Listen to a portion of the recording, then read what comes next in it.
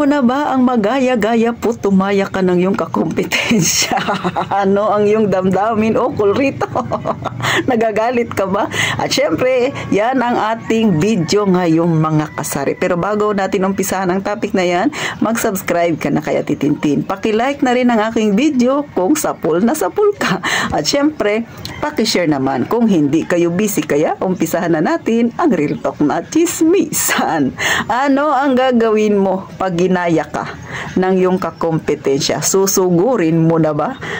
Kung ako yung tatanungin ninyo, dahil na-experience kong gayahin ako, chill lang si Ate Tintin. Nilagay ko sa isip ko na sa akin ang huling halakhak. Bakit? Nung nagtitinda ako ng siomai, mga kasari, mga ilang buwan lang, dito sa kaliwa ko, dalawa ang gumaya. Pagdating dito sa kanan ko, dalawa rin ang gumaya. So, 5 na kaming nagtitinda. Pero, dahil ako ang original, mga kasari, syempre, pinasarapan ko yung aking sauce. Yung pagluluto ko ng chili garlic ay, syempre, mas maayos. At saka yung lagayan ay presentable. Malinis din sa paningin ni customer. Kaya, angat si Ate Tintin. At syempre, gaya ng inaasahan ko, nasa akin ang huling halakhak.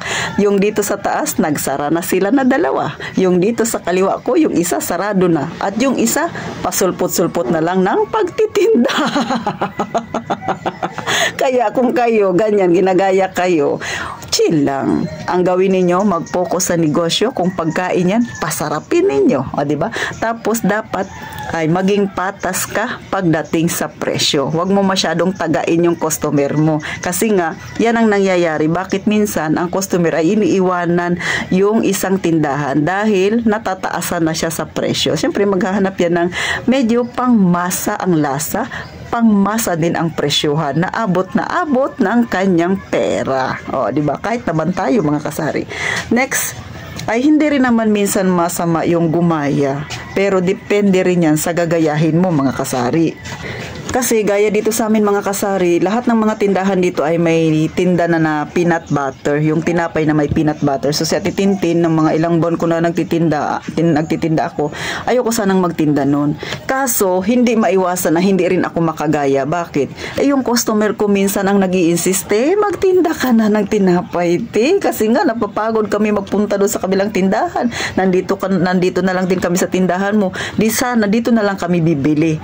So, paano yun? Kung ikaw yun nasa kalagayan ko, yung customer mo na ang namimilit sa'yo, hindi ka pa mo magtitinda. So, depende rin yan sa sitwasyon.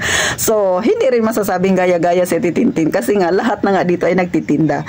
So, una, nag-trial and error muna ako, syempre, sa peanut butter. Nung gumawa ako ng palaman, hindi mo na ako basta nagtinda. Gumawa muna ako ng palaman. Trial and error nga, nakailang trial and error si Ate Tintin. Nung unang gawa ko ng palaman, matigas. Pag ilagay mo sa tinapay.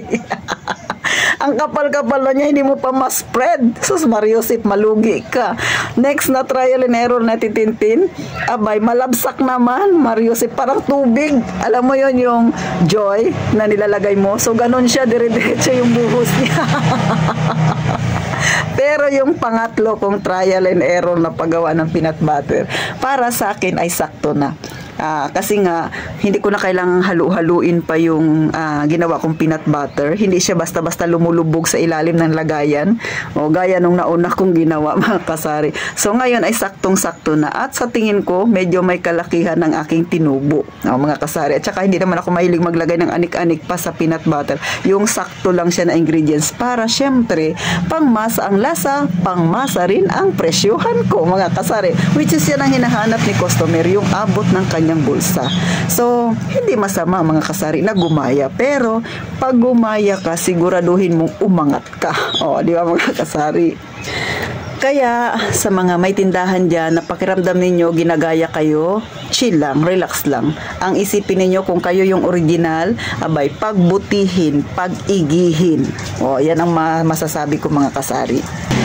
At kung ikaw naman ay gumagaya sa isang produkto, syempre ay nakakita ka na ng mga iba't ibang reaksyon ng iyong customer. Paggagayahin mo yan, pag-igihin mo rin, pagbutihin mo rin. Hindi naman masama na gumaya ka.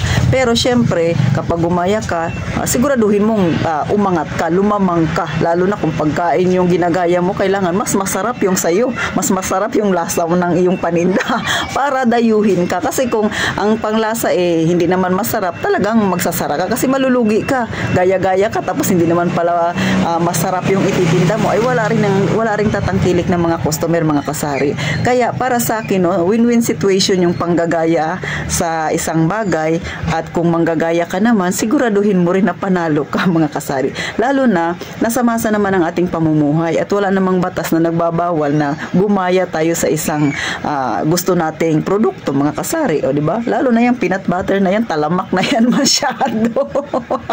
Kahit saan ka magpunta. So, ganun lang ang ating gawin, mga kasari. Chill lang.